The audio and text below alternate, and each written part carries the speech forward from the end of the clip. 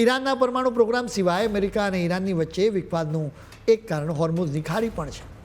સૌથી પહેલાં ઈરાને હોર્મુઝનો route block કર્યો અને એના પછી ખંડણી ઉઘરાવી, જેના પછી અમેરિકાએ ઈરાન માટે નાકાબંધીની ઘોષણા કરી.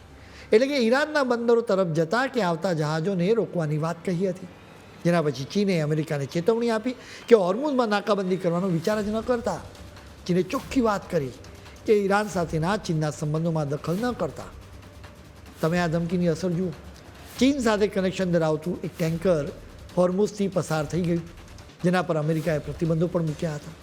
એટલે કે અમેરિકાની નાકાબંધી માત્ર કહેવાની વાતો રહી છે. માની લો કે અમેરિકાની નાકાબંધી સફળ થશે તો સ્થિતિ બદલાઈ શકે, કેમ કે એનાથી ઈરાનને ભારે નુકસાન થશે. અમેરિકાના અખબાર વોલ સ્ટ્રીટ જર્નલના રિપોર્ટ મુજબ અમેરિકાની નાકાબંધીથી ઈરાનને દરરોજ $43.50 કરોડ નુકસાન થશે.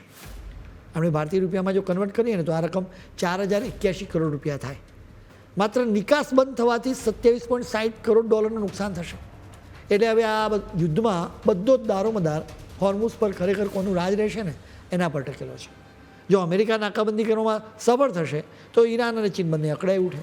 એવી સ્થિતિમાં યુદ્ધ વકરી શકે.